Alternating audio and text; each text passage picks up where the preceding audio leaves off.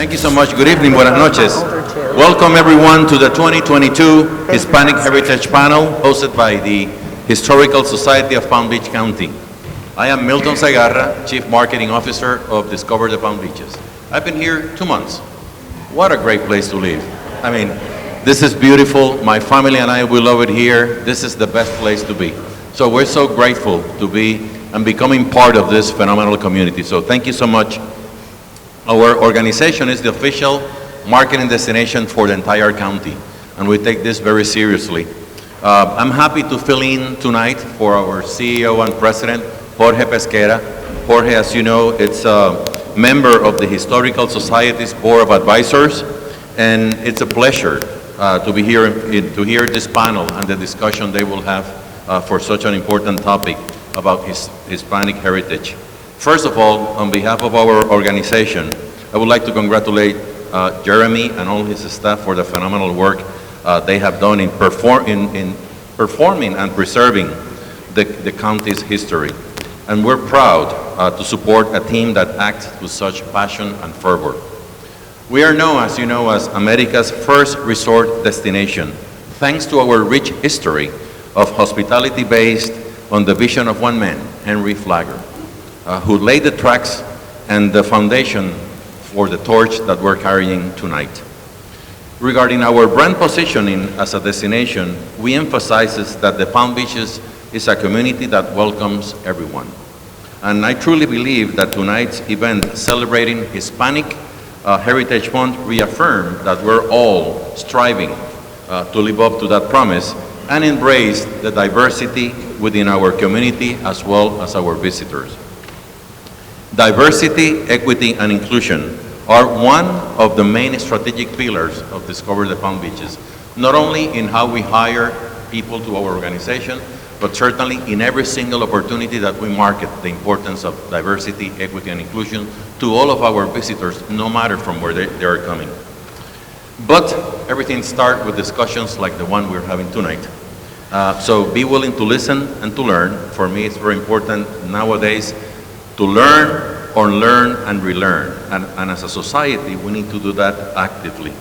So talking about diversity, equity, and inclusion, we have another champion here with us, our Mayor, Mayor Keith James.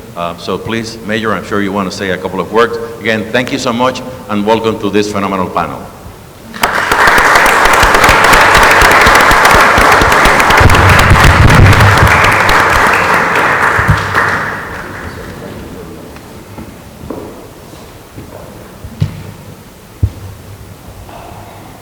Thank you, Milton, for that introduction.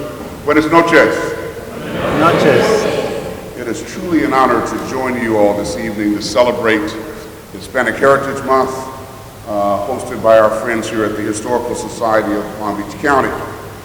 Now, although the observance of Hispanic Heritage Month ended on October 15th, there is truly no deadline when it comes to celebrating the rich cultures and traditions that make up our Hispanic and Latino community. Through its Johnson History Museum, the Historical Society continues to educate children and adults on key moments for ours and nearby communities. This invaluable service not only celebrates how far we have come in terms of society and achievements, it also reminds us of our region's promising beginnings as we continue moving forward. Thank you to President and CEO Jeremy Johnson and his staff for preserving this key information for us and generations to come. As you may or may not know, one of my top priorities as mayor is to make West Palm Beach a community of opportunity for all. This vision is that anyone, regardless of race, ethnicity, gender, and income level, can achieve their greatest dream right here in our city. That is our North Star that drives each decision that I make as the CEO of the city on a daily basis. Also, approximately 1/4 of the population of West Palm Beach identifies as Hispanic or Latino. As such, we have implemented several resources for these individuals to stay connected with their local government. First and foremost, I have appointed an Hispanic community liaison, Jose Tagle, who is here. Jose. We also appointed the very first Hispanic assistant city administrator in the person of Armando Fano. Que Pasa West Palm Beach is our publication that goes out monthly to the Hispanic community, written entirely in Spanish. And we also have Armando was the first, we have a second Hispanic assistant city administrator. So for nearly 130 years in county, our Hispanic and Latino community has become ingrained in the fabric that makes up the West Palm Beach tapestry. Thank you again to the Historical Society of the Palm Beaches, our community partners and local organizations who join us in celebrating these dynamic, vibrant cultures we are so fortunate to see in our community. Now, unfortunately, I have to leave. I won't be able to stay for the panel, but I am certain that you will be informed and entertained. Thank you again, everyone, and it's a pleasure to be here. Thank you for having me.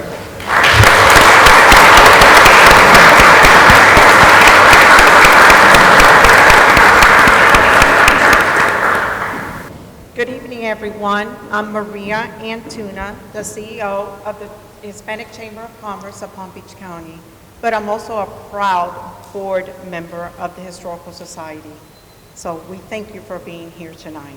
It truly is a pleasure to have all of you.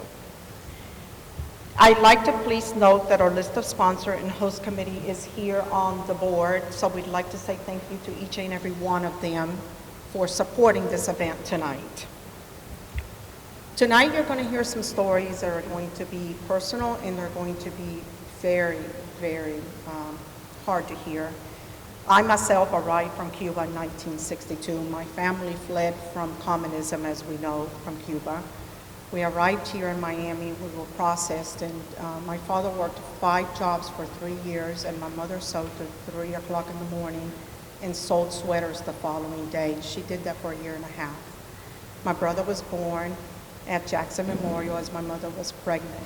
As much hard as it was for us to be here, it is truly, truly a grace of God that we're here, and we thank every day the United States of America for allowing us to be here, because it's important that we recognize that the freedom that we've been given is important. So I look forward to hearing all of the stories tonight. But at this point, I would like to introduce our moderator, which is Evelyn Torres Hopkins. Is Senior Corporate Counsel for Florida Crystals Corporation. She is the first generation Cuban American raised in Miami. Her first career was in radiology, becoming chief of the ultrasound department at Jackson Memorial Hospital. While working at Jackson Memorial, Evelyn obtained a business degree from Nova Southeastern University. She earned her Juris Doctorate at Loyola University Chicago Law School. Since joining Florida Crystals in 2008, her practice has included many areas of compliance and policy throughout North America, South America, and the Caribbean. Her active community service includes current chair of the Good Samaritan Medical Center Board of Trustees and the first Hispanic chair of the Chamber of Commerce of the Palm Beaches, where she founded the Professional Mentorship Program. Evelyn's mentorship of young men and women was recognized with the 2021 Athena Leadership Award. She is passionate about education and focuses on her pro bono work on 2 Title I charter schools in Western Palm Beach County. Above all of this, most important in Evelyn's life is her family, which includes her husband of 25 years, Christopher Hopkins, and son Patrick, who is here visiting from Seattle tonight. So at this time, I introduce you, Evelyn Hopkins. Thank you, Maria.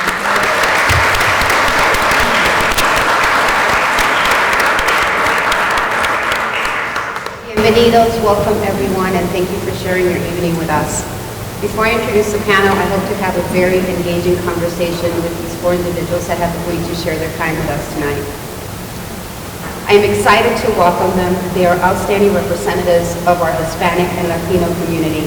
This is a great opportunity to hear their stories, not just for us, but for all who will see these recordings at a later day. Our 4 panelists are history makers. Today you will hear about their accomplishments, about their cultural heritage, and how it has shaped their lives. It is difficult to be brief about their achievements, but let's begin with a short bio of each panelist.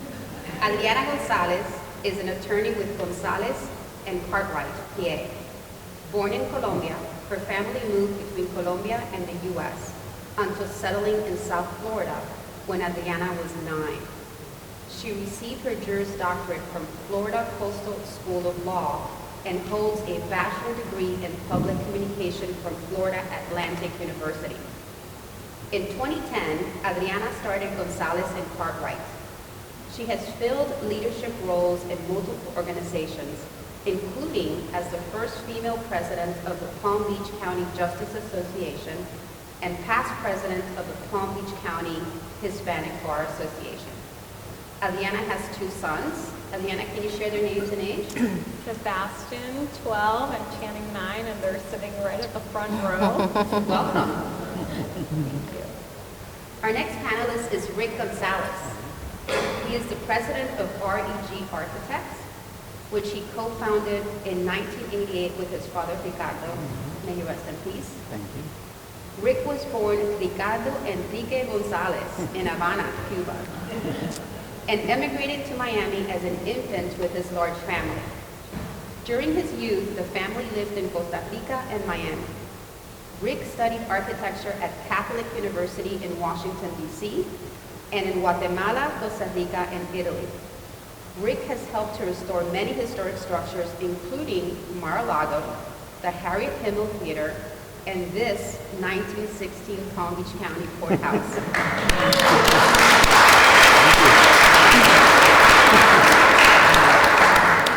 He is an award-winning statewide preservationist. Rick was appointed by former President Trump to the Federal Advisory Council on Historic Preservation. Thank you.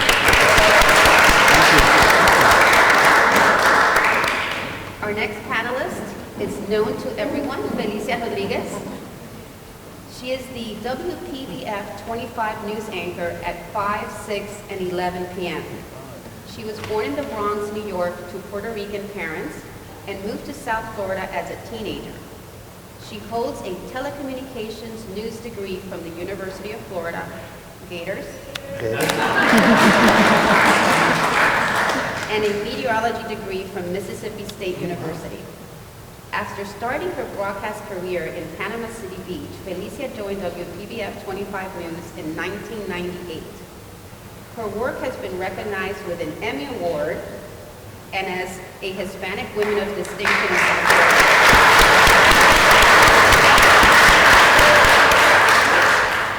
Beyond the newsroom, Felicia is actively involved in community causes while enjoying being a mother to a school-aged daughter and stepmom to 2 young women.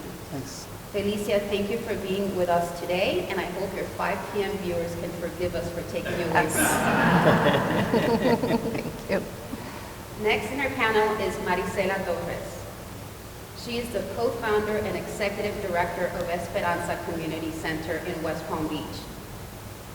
The center's mission is to improve the quality of life in the Northwood neighborhood of West Palm Beach, where residents are mostly African American and Hispanic.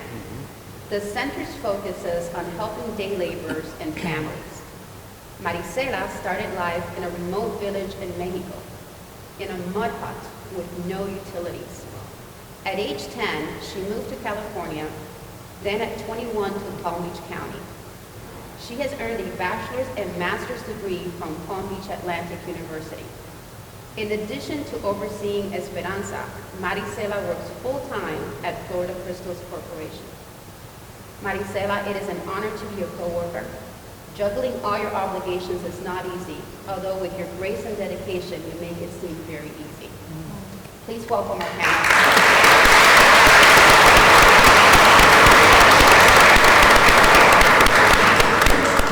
All right, so let's get to know our panel a little bit better. Rick, we'll start with you. Right. Palm Beach County is home to many Hispanic and Latinos. What would you say you all have in common besides the language? We're happy people, right?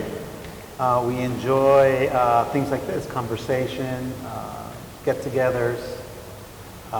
We have a very strong bond with family. In fact, family is everything, and so is God. You know, we're very faith-oriented people, and we're extremely hardworking. So let's focus on the language a little bit, because although we all share Spanish, Right. there is a little difference, right? Oh my gosh. Tell me a little bit about that. Well, let's start with my case study, right? Okay. When I speak in español, la gente no reconoce mi acento. They don't recognize my accent, and that's because although I was born in Cuba and grew up in Miami, I did high school in Costa Rica, and then I also lived in Guatemala, so my accent kind of got blended, right? I mean, and I love looking at people when I first meet them, Spanish speaking, they're like looking at me going like, where the hell? Where are you from? Mexico? I mean, where is it from? And then I have to explain Cuba, Costa Rica, Guatemala. You know, and Although I then- remember meeting you at the chamber, and I immediately said to you, you're Cuban. But some people do catch it, see. So the language, and then also the meanings of words are different and different. You know, guagua, right? The guagua, which is the bus in Cuba, but is a baby in Chile, you know, so. And of Ahorita course, in Mexico Yeah. is later, or Yeah. right now, and to us is later. right? And then the bad words, right, which we're not going to say today. Right? So it's a peppered language. It is, indeed. Maricela, you're next. What caused you to be so dedicated to helping others? For me, I was inspired to reach out to the community that I felt a strong connection to. I grew up in a similar community, and so many people helped me, my sisters, my brother, and my family growing up. And I thought it was time for me to pass it forward. Nice. Felicia, although you were born in the U.S., is your Hispanic culture a big part of your life? Do you pass on this rich history on to your daughter?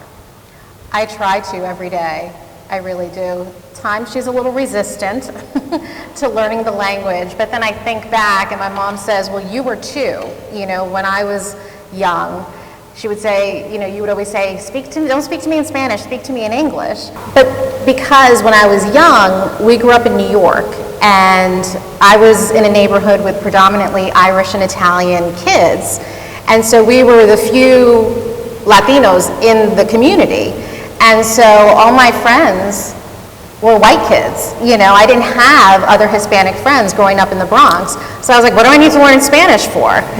And then we moved to South Florida, and it was Miami, and I was 13, and I was like, oh, speak to us in Spanish. Like, everybody was speaking to us in Spanish, and suddenly it was like, oh boy, I really do need to know Spanish. But back then, my grandmothers, aunts, everybody would speak to us in Spanish, but we would respond in English. So I understood everything, but it was always like I'd reply back in English. And so I see my daughter, like I know she's learning it in school and she picks it up, so she understands more than she lets on. But I think in my everyday, at least I try to, especially with my work, I think it's reflected in the stories that we choose day to day. As a senior anchor there, I have the ability to be a little bit more editorial in terms of the stories that we choose, and with some of the younger producers, because I can tell you they are young, in their early 20s, and a lot of them don't even know who Gonzalez is, and I look at them and I'm like, what? I was there in Miami covering Elian. What do you mean you don't know who Elian is? So that is like a reality check for me, like, okay, it's time to educate the younger people in the newsroom about what stories are important and why to cover. So for me, I look at it as like a duty and an obligation, you know, in order to show representation in our community. And Adriana, if you had to pass on one thing from your culture on to your kids, what would you pick? What would be the first thing that comes to mind? Okay, well, as a Colombian, you know, I am a huge sports fan. Right. I definitely hope that they grow up to be Colombian soccer fans, right? Because that is really big in my family. Like, we cry after World Cup games. You know, we're devastated they didn't make the World Cup this time around. So hopefully, you know, they will grow up to embrace that, because that is very important, not only to me, but to my father. And my dad is a big, part of our family, and he grew up with polio, so he was disabled growing up, but he always loved soccer. So before we moved to America, he was like the first private owner of our state soccer team, and he tried to live his soccer dream through other means, so that's something that might seem silly to some people, but it has a deep meaning in my family. How was it adjusting to school in the U.S., having come from Colombia and having such deep roots in Colombia? Was that difficult? That was extremely difficult, especially because we moved back and forth. So the first time that we came to America, I was 3, but then we moved back and forth. So I did kindergarten in America, 1st grade in Colombia, 2nd grade in America, 3rd grade in Colombia, and it was like this traumatic uprooting every year. We never really had the best friend to cling on to. One year we would be around grandparents and cousins, the next year we would be pretty isolated in America. My parents didn't speak English, we didn't really have friends or neighbors that we were close with, so that was very difficult. And in school, I was always the kid that didn't know the language, right? Because I would get comfortable in English, and then I would go back to Colombia, and then they would make fun of the way I spoke Spanish. And then I would come to America, and then they would make fun of the way I spoke English. And I think that's one of the reasons why I worked really hard to not have an accent. People are like, "You're Colombian? Because you sound like you're from Minnesota." And I think that was how I coped, is working on my accent and hoping that I didn't stand out. Right. Well, Maricela and I were having a similar conversation today at the office. And Maricela, do you want to share what you said about growing up in California and fitting in? I think that for me, it was interesting growing up in Northern California in a large Mexican community, where everyone around me, there were migrant workers, and I went to a school that you were either Mexican or white. There was nothing else. And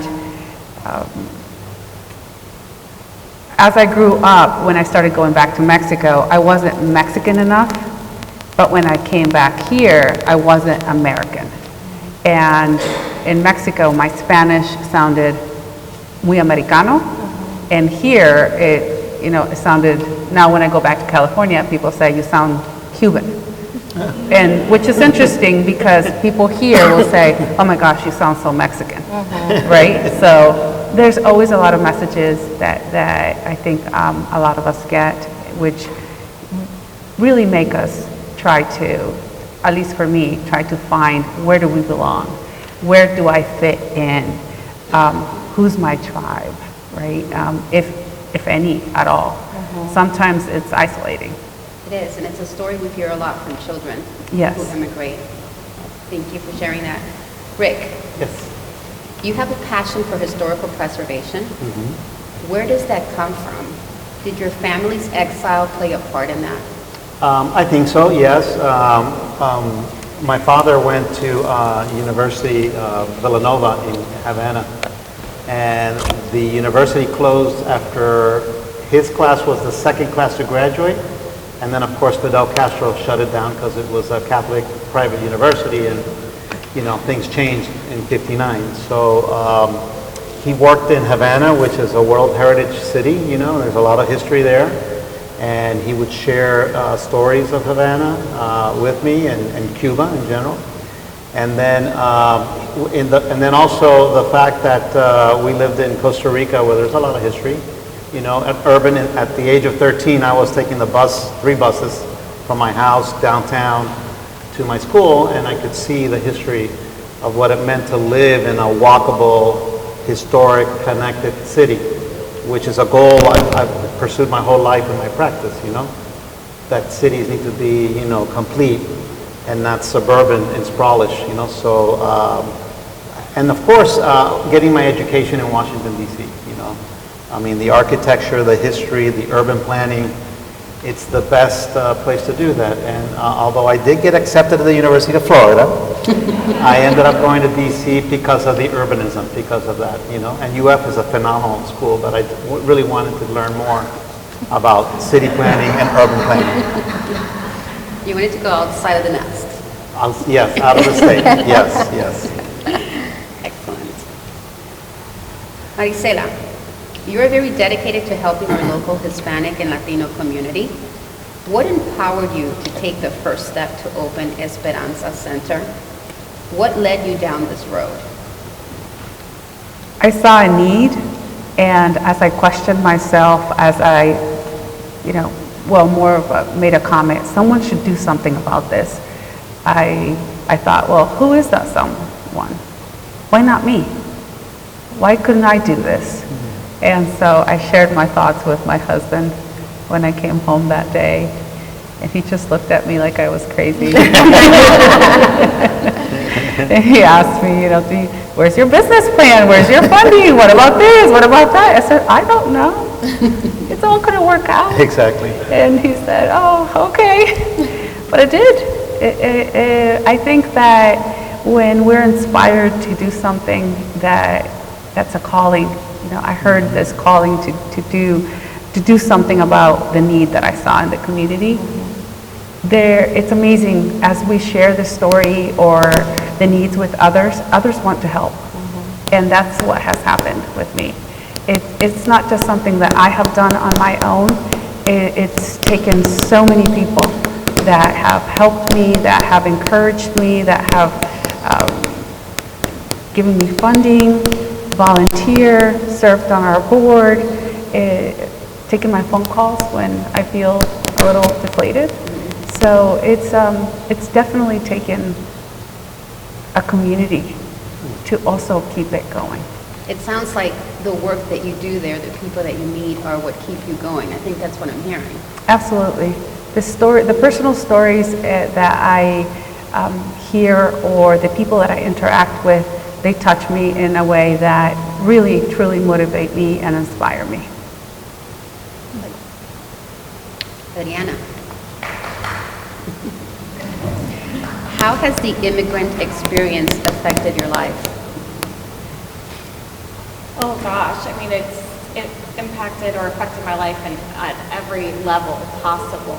I would say most recently though, as a lawyer and a small business owner, having my own firm, I feel that it's given me the ability to empathize with my clients, whether they're immigrants or just going through difficult situations. I think it's given me the ability to relate to people going through challenging times.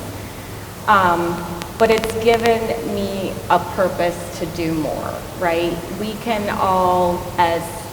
We all recognize that the Latino community is, a great consumer source, right? We all want to advertise to the Latino community. We all want to tell people, hablamos español, bienvenidos, but it's that plus more, right? Like we can all advertise and we can all attract them as clients, but what are you really doing for that community? Are you really serving that community?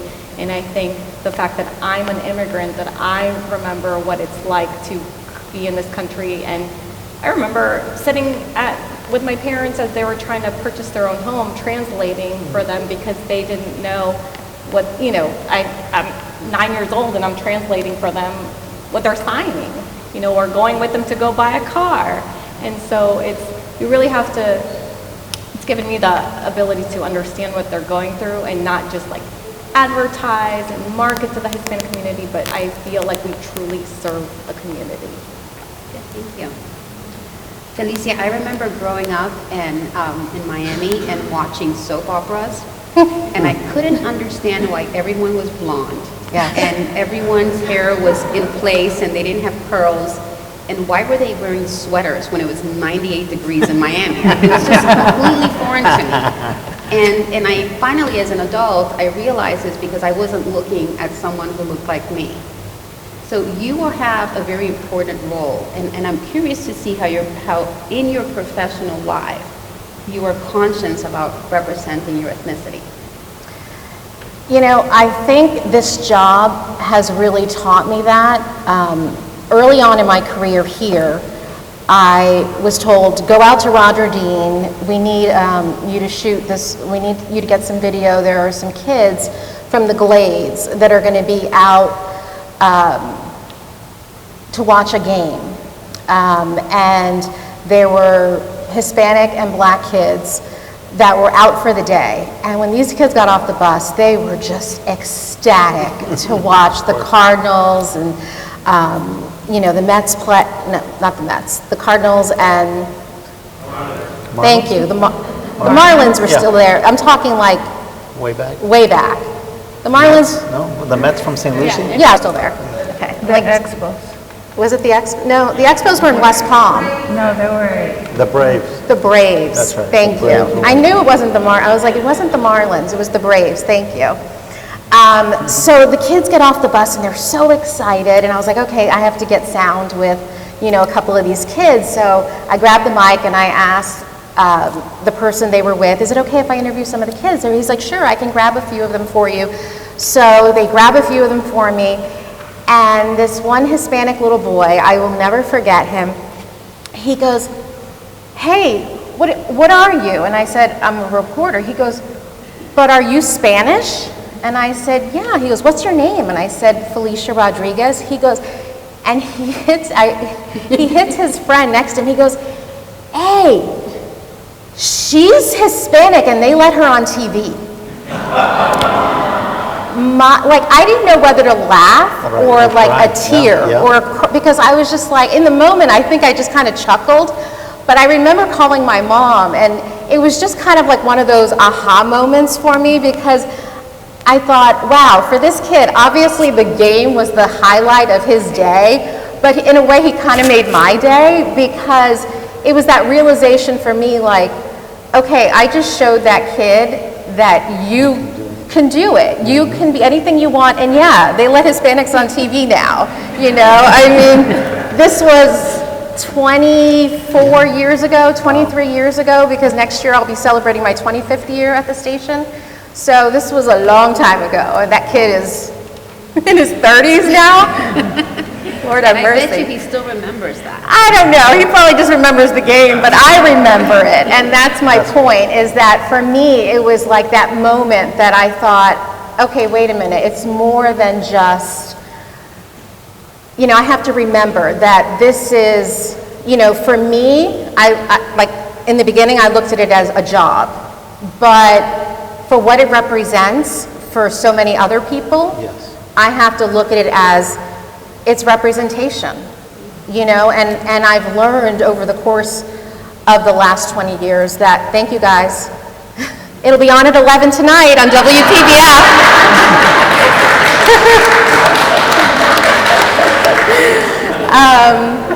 Had to plug that. Of course.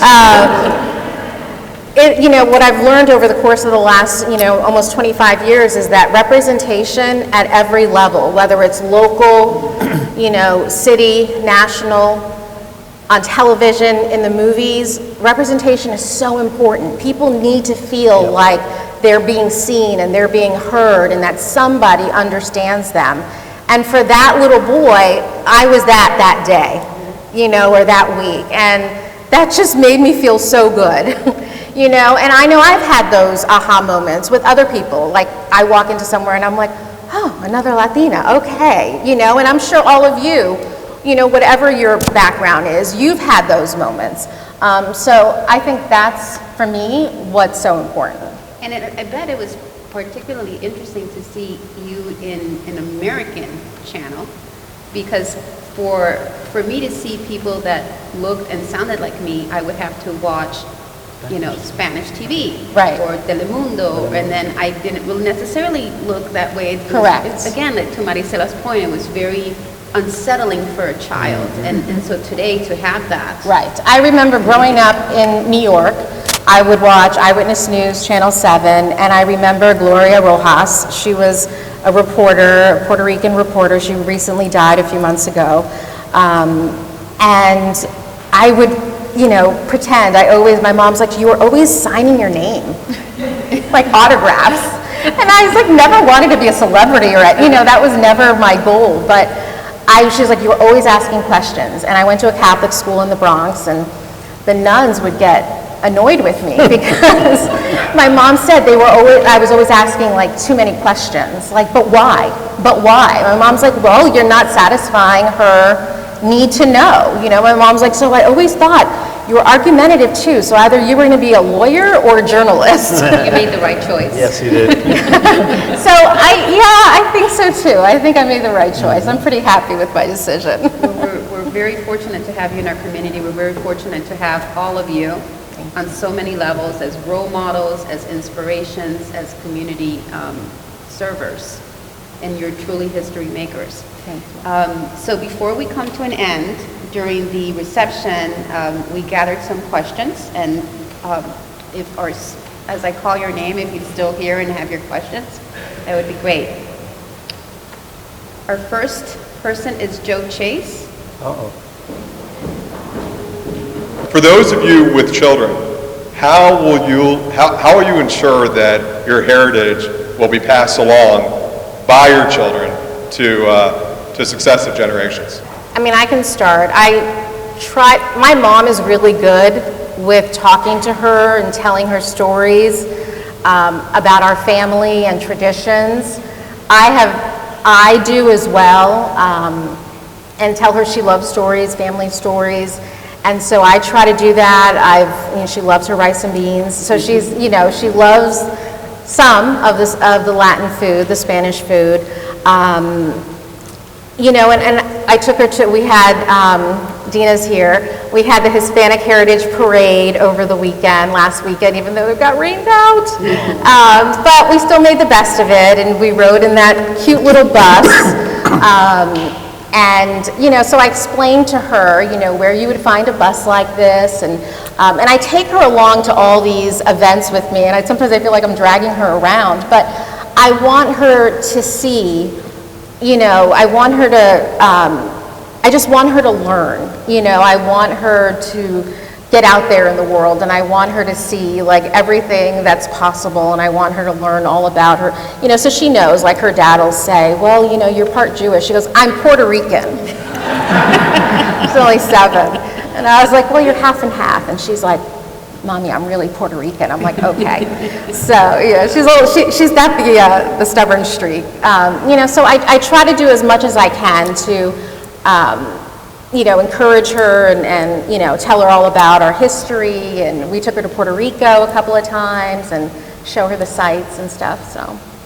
How about you, Rick? You have I was thinking about that. Well, a couple of nice stories. One would be my parents. My father, who, before he passed away, great architect, great man, very very religious man. Loved Cuba to the last day, and always sad that he never had the chance to go back to Cuba. And I think my children and their cousins appreciated that a lot. And then special holidays like Noche Buena, the night before Christmas is very special to the family. And so those are always things that we do together. And the love of traveling. My father, is crazy. He moved the whole family in 1973 to Costa Rica because, speaking about that, Joe, he was concerned that his 7 children, I was the oldest of 7, were going to lose their Latin culture and heritage.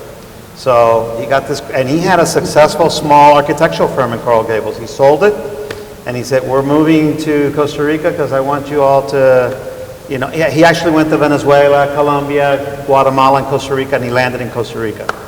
And I'm forever grateful because I did my high school in Costa Rica, and it was some of the best years of my life, and I'm fluent in Spanish and English. It was a little crazy, but not as crazy as your story. 6th grade up to 6th grade in English, then Spanish, and then college in English, But so forever grateful for that, right? The move, that something that big that he did, and then came back when civil war broke out in Nicaragua. So business declined and came back to Miami, So and then when you live in a city like Miami, there's so much culture there.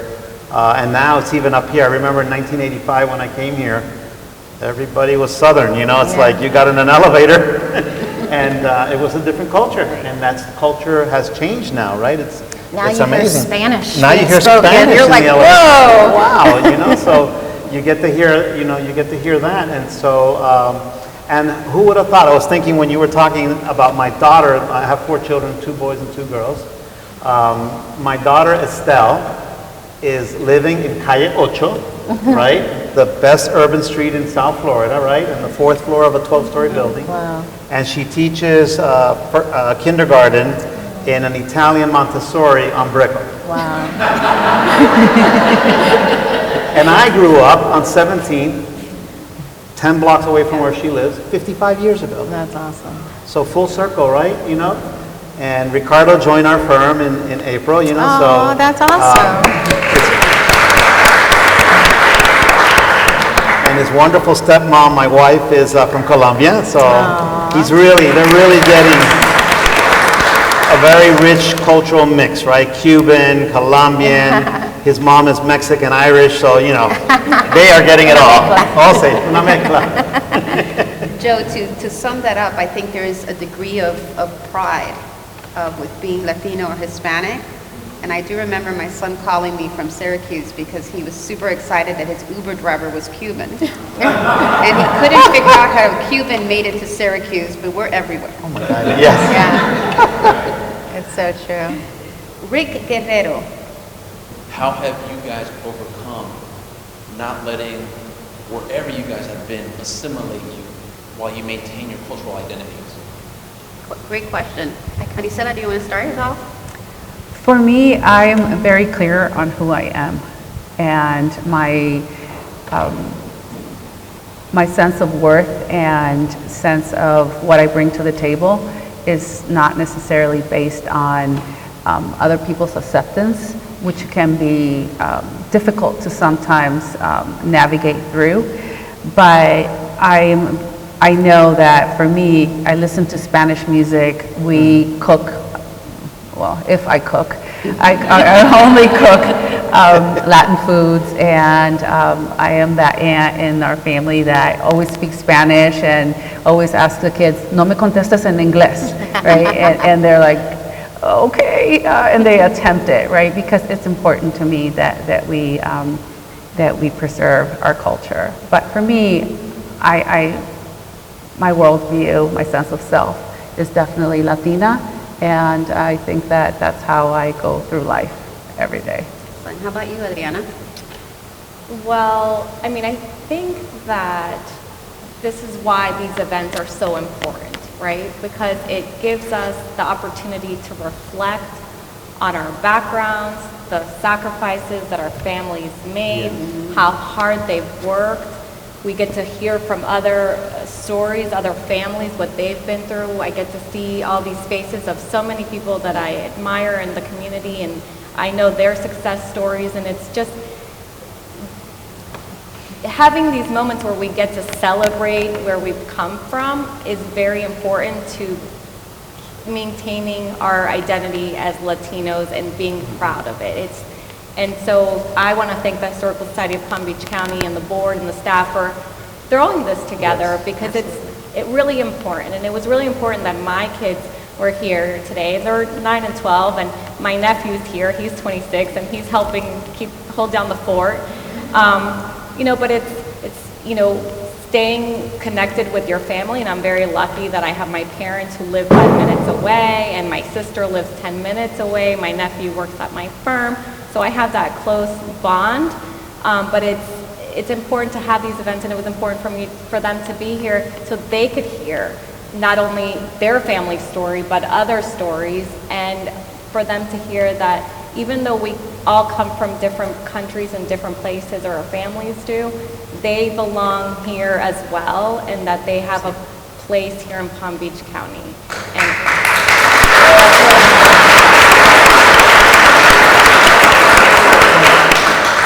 I want to add a little bit to that. I don't know of another country in the world where you can identify where you're from and you're also an American.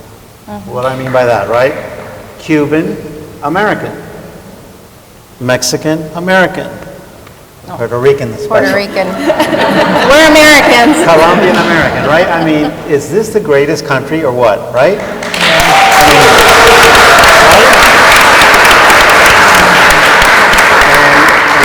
And in these years, or decades of so much divisiveness, you know, to be able to have this opportunity here today of cultural engagement and talking about the places that we've come, our different backgrounds, you know, in this setting, and to be and with no politics, you know, just talking about who we are and what we do.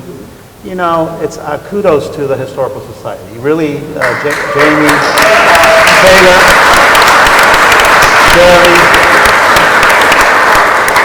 you know, they've taken it up a huge notch. You know, they set a huge bar, a huge standard for Palm Beach County, for the city of West Palm Beach, and for other people, you know, to do these kind of things. It's important.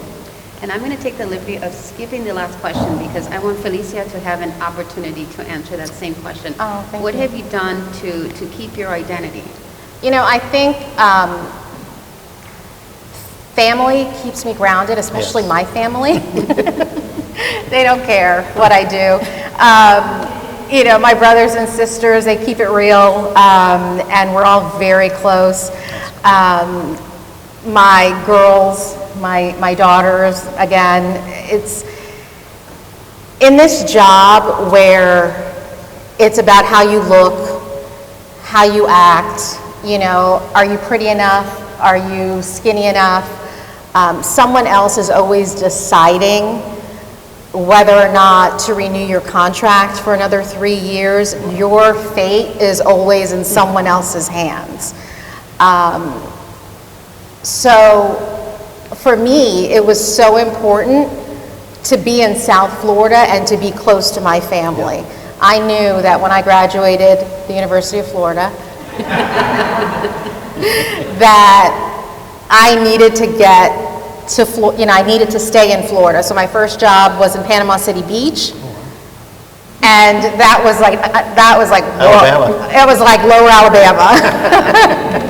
I was like, okay, 2 years, I'm done. Like, let's go to South Florida.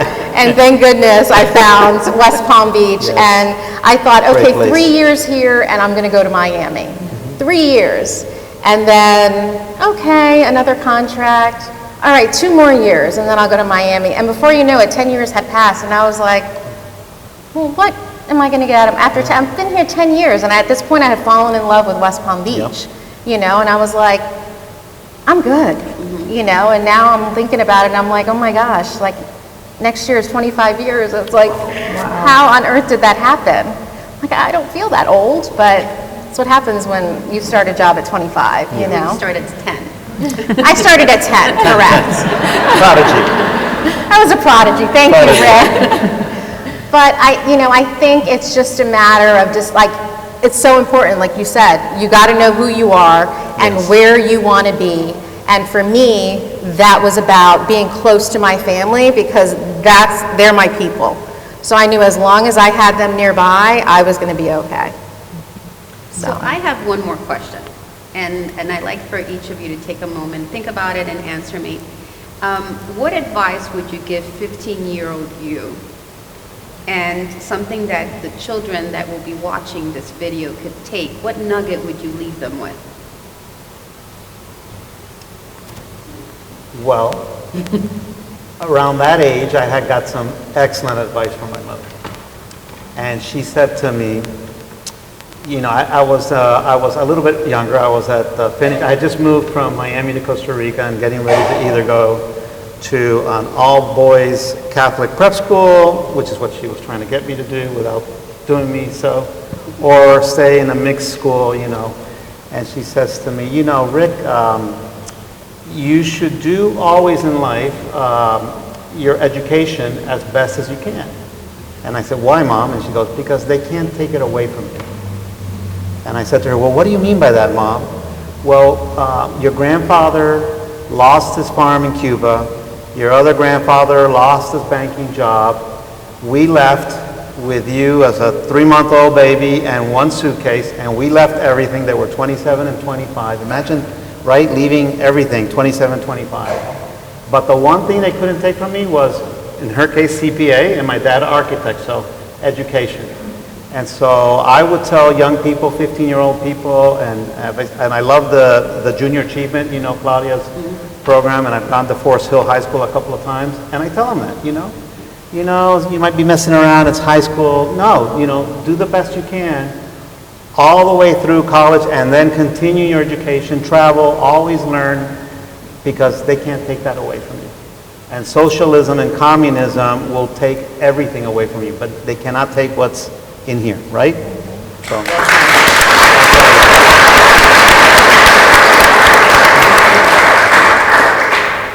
So I think 15-year-old me would be shocked to see me sitting here today. But I would just tell her that you matter and you have a lot to give to your community. So it's not just about you and what's happening to you at that moment. As you know, when you're 15, you think like the whole world revolves around you, and like the pimple on your face is like the end of the world, you know. And you really have to. I would tell that there is so much to life, but it's not just about you. So think about your future in terms of not only what you're going to do for yourself, but what you could do for your communities later on. Very good. How about Maricela?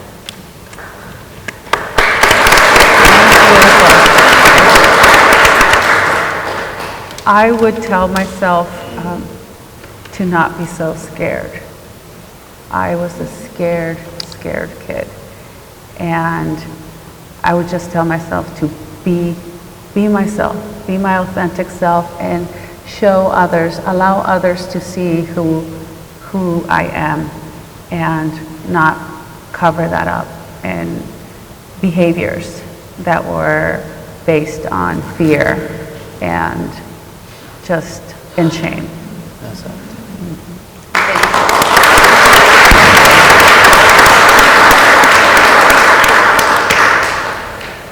For me, it would have to be believe in yourself. And look at every ask as an opportunity. I think every time a mentor or a boss asks something of you, that's what you're thinking on the inside, but think of it as an opportunity and say yes. And because that's something I did early on, and I don't think I'd be here where I am if I didn't just grab that opportunity. And I see too many young people today, especially in my newsroom, I don't want to work the weekend, and I'm like, excuse me? They don't want to work weekends, they don't want to work holidays, I'm just like, I'm sorry. So take it as an opportunity, and that's what I always tell the interns that come in. Just believe in yourself, you can do it. Don't let fear stop you. Because I think a lot of times early on, I let fear stop me from pushing myself just a little bit more. Not that I couldn't do it, but it was fear of failure. Yes. So that would be it. Excellent. Thank you.